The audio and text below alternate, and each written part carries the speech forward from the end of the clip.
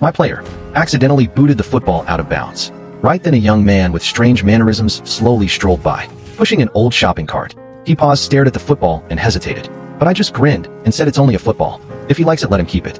I had no clue that call would change both our lives. The next day at practice, I saw something I never wanted to witness. My players had locked the young man inside a room. They were making loud ruckus just to frighten him. I told everyone to stay put. When I swung the door open, he was huddled in the corner, eyes full of tears, shaking like a scared animal. When I walked over to him, he lifted his head and whispered, trembling, "Please don't hurt me." My chest felt tight. I spoke, gently calmed him down, and cut the tape off his wrists. That's when I realized he really loved football. Every day, he'd hide outside the fence, watching practice from afar. In his eyes, there was a mix of yearning and loneliness. Soon the summer football season wrapped up. The players left. To give James a purpose, I asked the principal to make him our official assistant. The principal agreed, even made him the school announcer. Slowly, James became everyone's happy star. A month later, he walked across the graduation stage as an undergraduate. At that moment, I felt prouder than winning the national championship. Watching him, my heart was full of pride and joy. But the truth is, I helped James for another reason.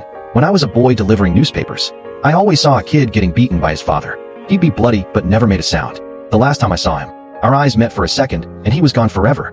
I could have stepped in, but I didn't. And that regret never went away. So when I saw James the first saw that kid, I failed long ago. This time I wasn't gonna miss my chance to help. This is a true story. 26 years later, James is still on that field. Now he's the most respected coach at the school, leading a new generation to chase their dreams. And me, I was inducted into the Southern California Coaches Hall of Fame. Even in retirement, James and I are still close friends.